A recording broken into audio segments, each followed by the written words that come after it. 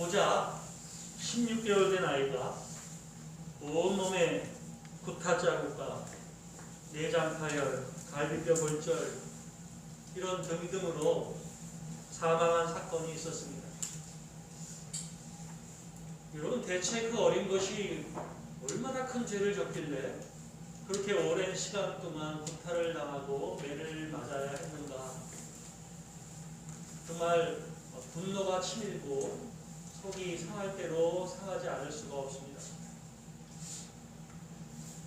이 가련한 아이가 죽은 것은 다름 아닌 이 아이를 입양한 양부모들에 의해서 그리 되었다고 하네요. 이 양부모들은 그동안 입양 아들을 자기에게 인정시키고 대내적으로는 착한 사람, 좋은 사람이라고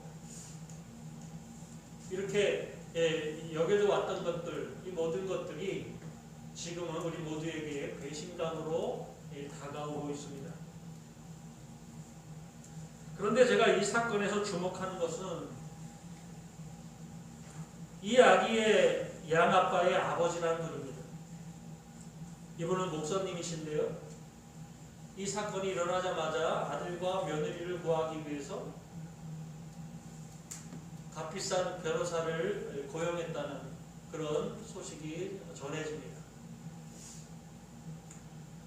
이 일 동안 우리의 가슴을 먹먹하게 하고 있는 것이죠.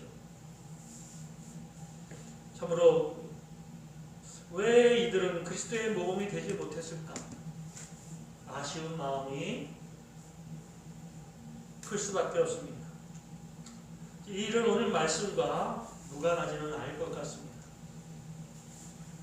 예수님이 가르쳐 주신 기도는 이제 하늘에서 땅을 향하고 있습니다. 지난주에 우리는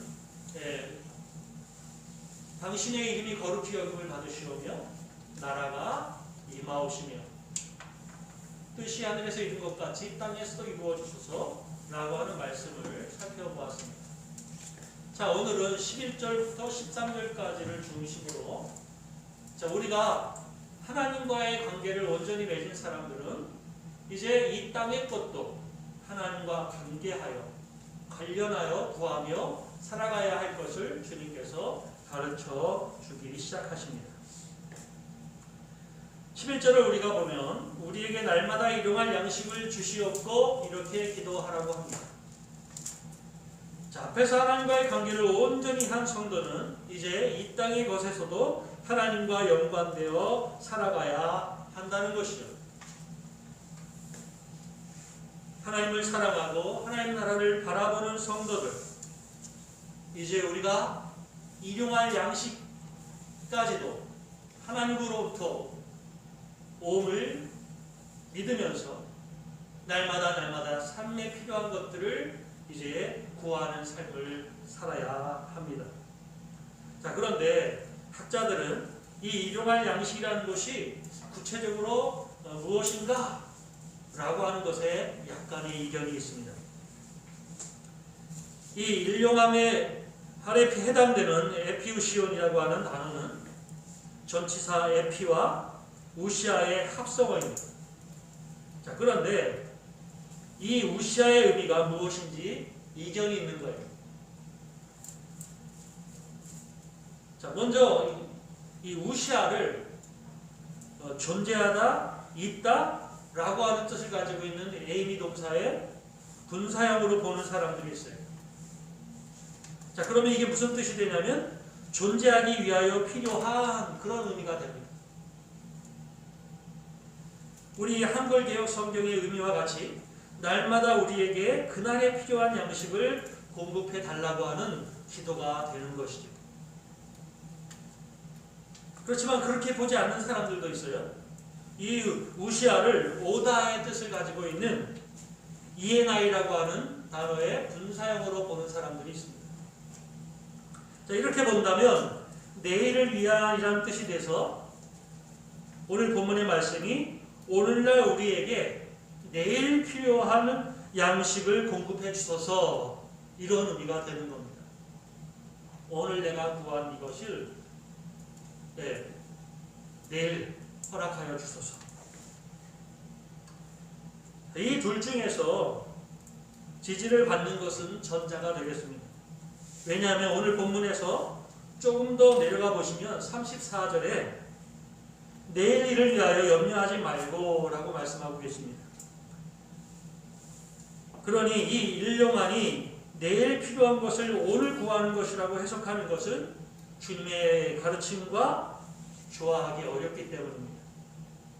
게다가 날마다라는 말이 그 앞에 붙어있기 때문에 날마다 그날 하나님이 공급하시는 양식을 구하는 것을 의미하는 것을 우리는 알 수가 있는 것입니다. 자, 이스라엘이 하나님을 떠나는 이유가 어디에 있었습니까, 여러분? 우리가 구약 성경을 봤을 때에 이스라엘 백성들이 하나님을 떠나고 믿음을 저버린 이유가 뭐였습니까? 부에 있었어요. 그들의 강성함에 있었어요. 그들은 더 부자가 되고 더 강해지기 위해서요, 하나님 외에 다른 신을 섬기기 시작합니다. 풍요의 신인 바알 신을 섬기고, 다산의 신인 아세라 신을 섬기기 시작합니다. 그들은 하나님을 섬기면서 겸하여 바알과 아세라를 섬기는 거예요. 그 이유가 뭐예요? 부요하게 되고 강성하게 되기를 원했기 때문입니다. 자, 이것이 하나님 중심의 믿음에서 멀어지게 한 원동력이 되고 만 것이죠.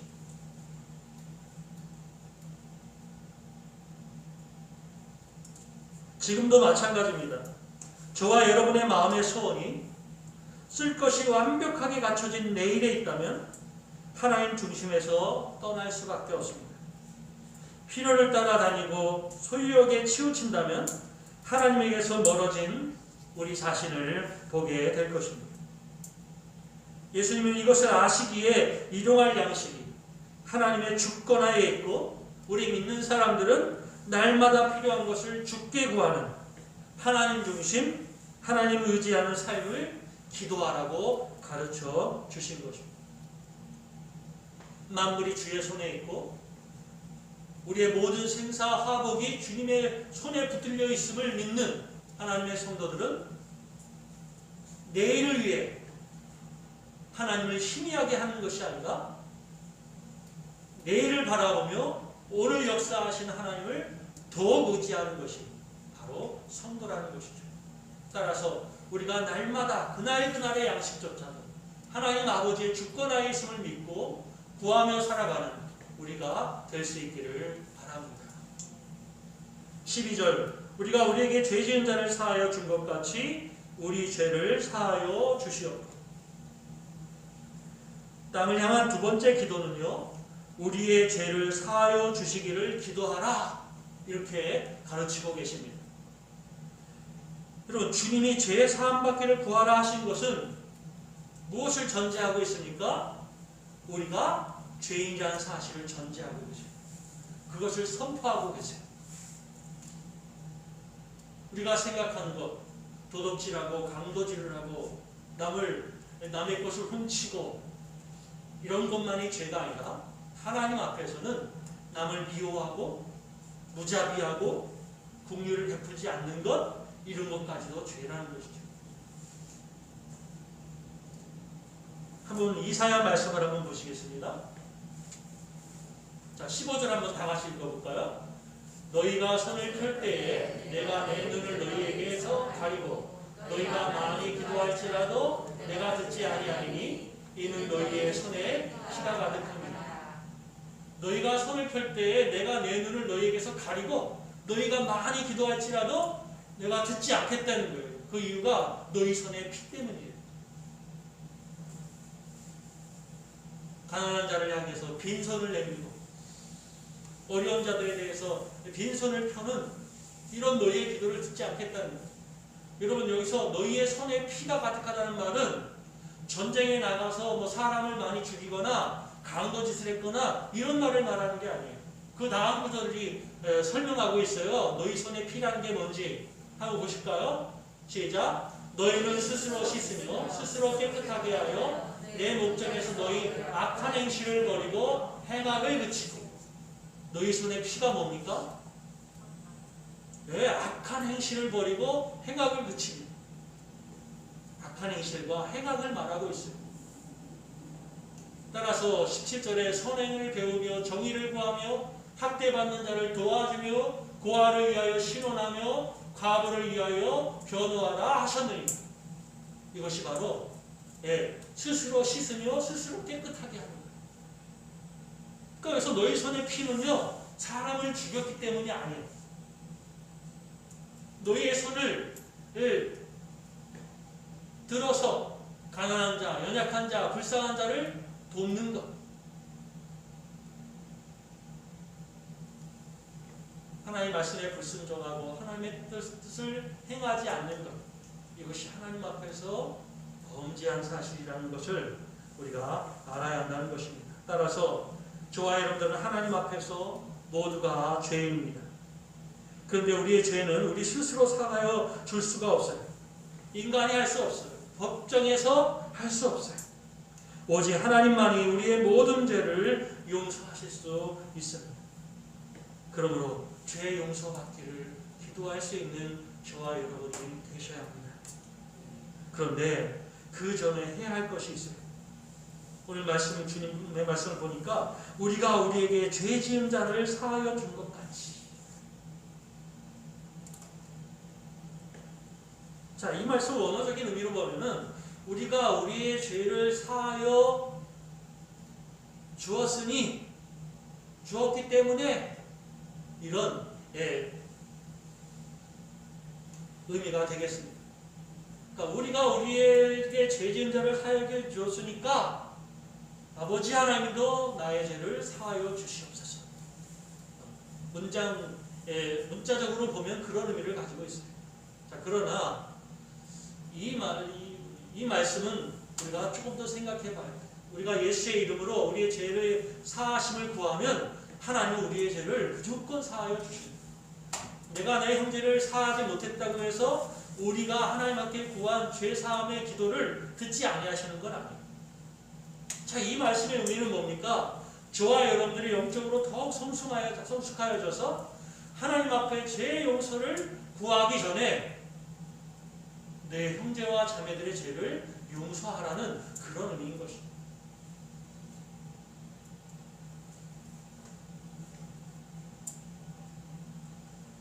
성숙한 그리스도인들은 남의 연약한 것을 물고 늘어지는 사람들이 아니라 용서하는 사람입니다. 다른 사람의 죄를 용서하는 사람은 어떤 사람입니까, 여러분? 어떤 사람이 다른 사람의 죄를 용서할 수 있습니까? 자기를 돌아보고 자기 자신 역시 죄인인 것을 아는 사람. 이런 사람은 너무 심하게 다른 사람을 욕하지 않아요. 왜요? 내 안에 똑같은 동일한 죄가 내 안에 있거든. 동일한 모습이 내 안에 있거든. 그러니까요, 함부로 남에 대해서 말하는 것을 즐거워하지 않습니다. 제가 주중에 교회에 있다가 점심시간이 돼서 이 앞에 식당에 가서 식사를 하기 위해서 갔어요. 갔더니만 한 테이블만 사람이 있더라고요. 여자분 두 분이 식사를 준비하고 있더라고요. 여기 가서 앉아있는데 이분들 목소리가 얼마나 큰지. 근데 그러다 보니까 뭐 그분들의 내용, 그 말의 내용들을 듣지 않을 수가 없는 거예요. 근데 그분들 시적 무슨 말을 하냐면요. 보통 이 개는 좀 심해지면 뭐 2년 전년 아무튼 두루두루 제가 들은 사람만 한 4명, 5명이 그분들 두 분의 입방아에 올라오고 있더라고요. 얼마나 흉이 많고 얼마나 잘못을 많이 하는 분들이 그분들 주변에 있는지 제가 그 이야기를 들으면서 참 몹시 불편하더라고요. 부족한 사람끼리, 연약한 사람들끼리 서로 살아가면서 그것을 인정하고 하면 좋을 텐데 그렇게 식당에까지 와서 남이 듣든 안 듣든 아랑곳 없이 누군가에 대해서 험담을 하는 이런 모습이 마음을 불편하게 하더라는 것이죠. 자, 인간은 다른 사람에 대해 말하기를 좋아해요. 누구는 믿을 수 없고, 누구는 건방지고, 누구는 무능력하고, 누구는 욕심꾸러기고, 모였다 하면 남 얘기를 하는 것을 좋아합니다. 자기의 부족한 것은 눈 감고 남의 부족한 것만을 크게 봅니다.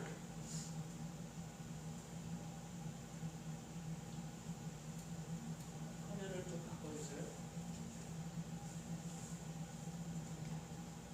영상.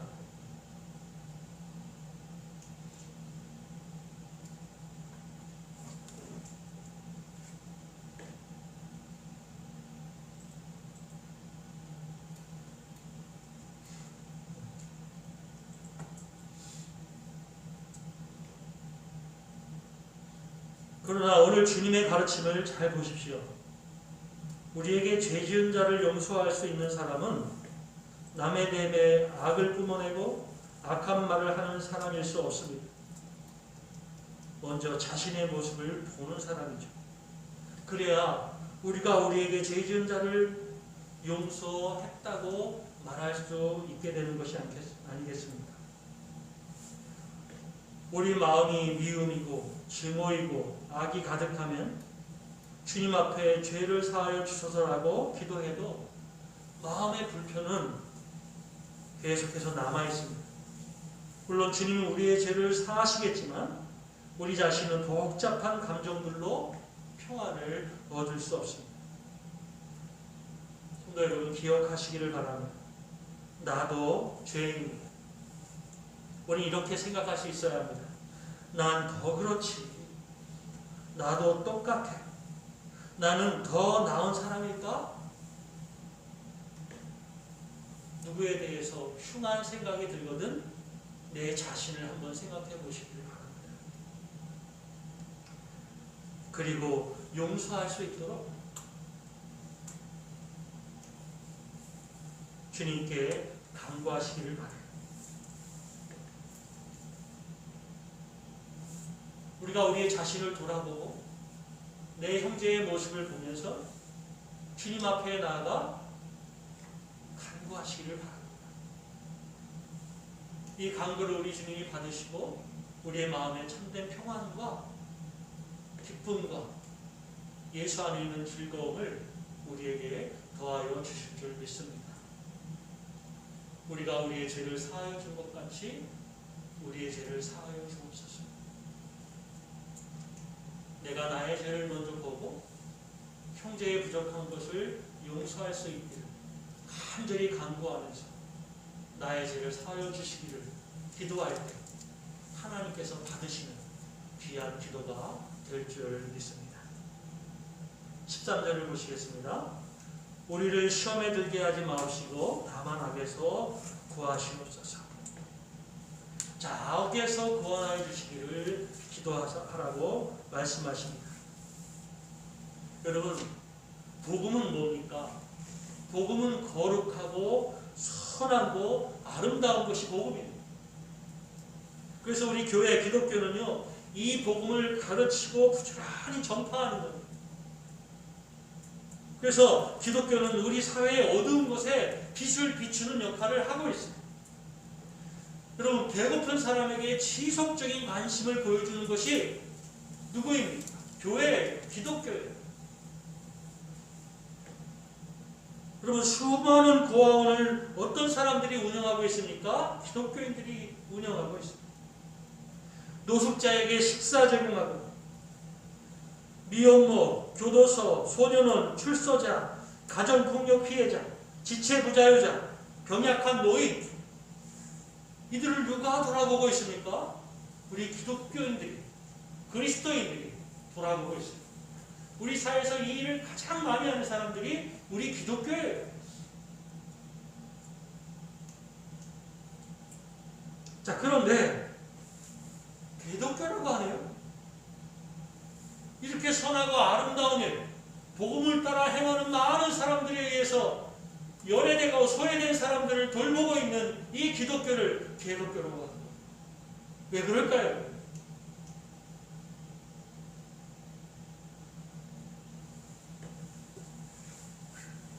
개 같은 짓을 하니까.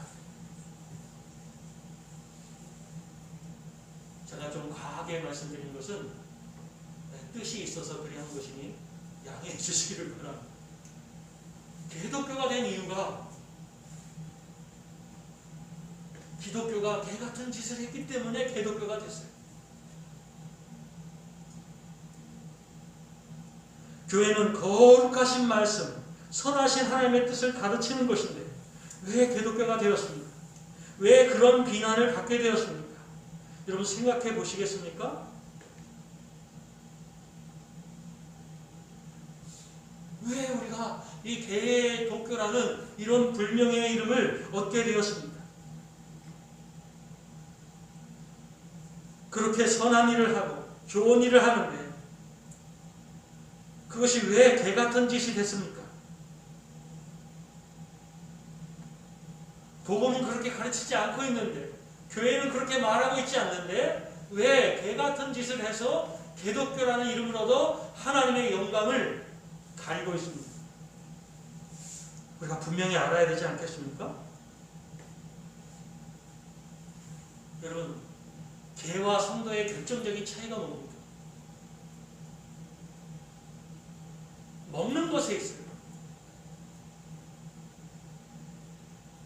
제가 누누이 말씀드리죠. 개와 성도의 차이는 먹는 것에 있어요. 개는 음식을 먹어도 뭘 먹지 않아요? 말씀을 먹지 않아요. 성도는 누가 성도냐? 음식만 먹는 사람이 성도가 아니라 하나님의 말씀을 먹는 사람이 성도예요.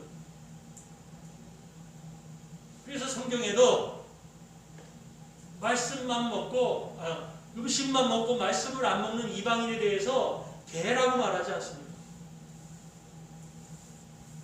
오늘날 복음을 받아들이고 하나님의 말씀을 통해서 하나님의 자녀가 된 그리스도인들이 왜 개 같은 짓을 하냐면 그것은 명백합니다. 밥은 먹는데 하나님의 말씀을 먹지 않기 시작한 거예요. 본래부터 안 먹었던 게 아니에요. 본래부터 안 먹었다면 그 선한 일, 아름다운 일을 하지도 않았을 거예요. 오해하지 마세요, 여러분. 제가 말씀 초기에 말씀드렸던 그 정인이라는 아이를 죽인 그 양아빠나 그 양아빠의 아버님이나 그 시작은 좋았던 분들일 거예요. 선했던 분일 거예요.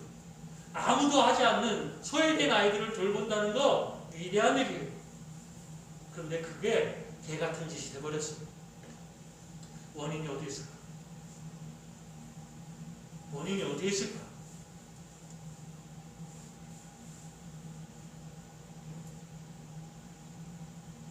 그 마음속에 교만함이 시작되고 하나님의 말씀을 멀리하기 시작했기 때문에 하나님의 말씀 가운데 경건의 삶을 살아가기를 힘쓰고 날마다 간절히 하나님 앞에 겸손히 기도하면서 주가 힘주시길 하나님 일을 감당할 수 있도록 겸손히 감당할 수 있도록 하나님의 의만 나타날 수 있도록 떨리는 마음으로 하나님 앞에 간절히 기도하며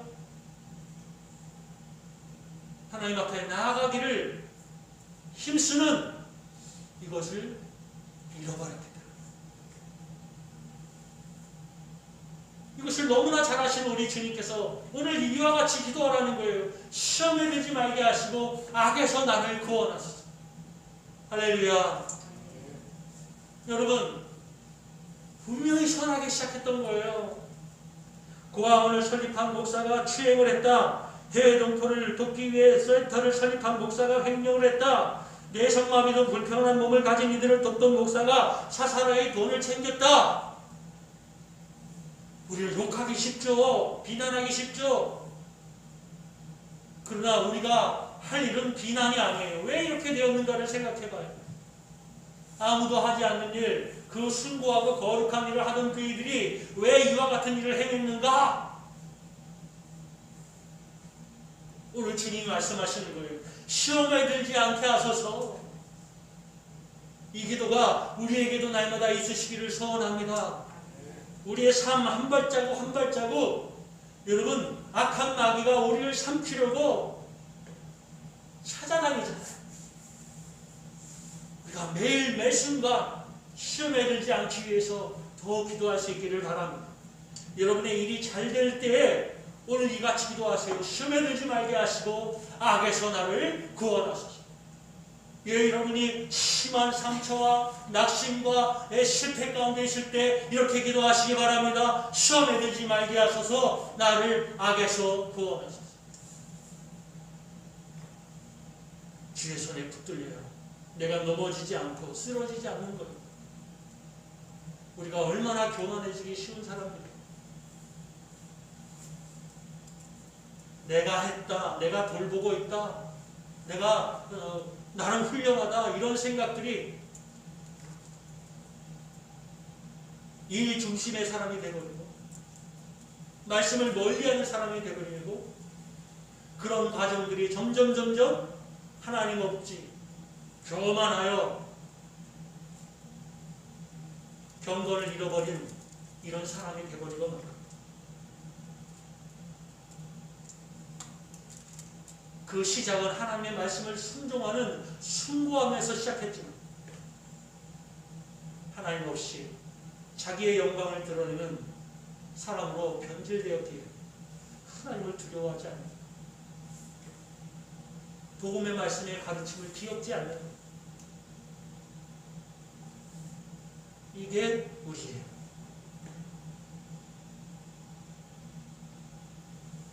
시험에 들지 말게 하시며 악에서 구원하소서.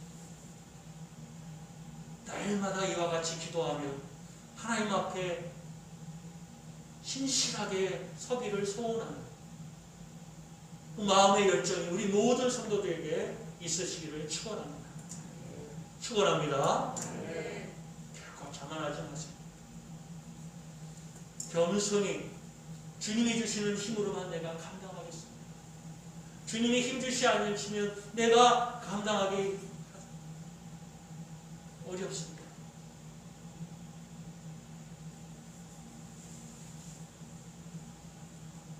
바울도 그러잖아요. 그 훌륭한 사도도 넘어질 것을 고민하면서 하나님이 붙드시고 하나님이 새 힘 주시길, 교만하여 내가 했다고 말하지 않기를 간절히 간구하고 기도하지 않습니까? 다시 한번 말씀드립니다. 왜 주님이 이렇게 기도하라고 하십니까? 우리를 너무나 잘 알고 있는데 왜 기독교인들이 이 개같은 짓을 합니까? 교만해지고 일중심이 되다 보니 경건에서 떠나고 말씀에서 떠났기 때문입니다.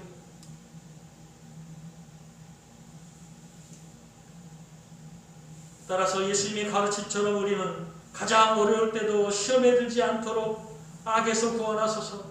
어떤 일이 잘 될 때에도 시험에 들지 않도록 악에서 구원하소서.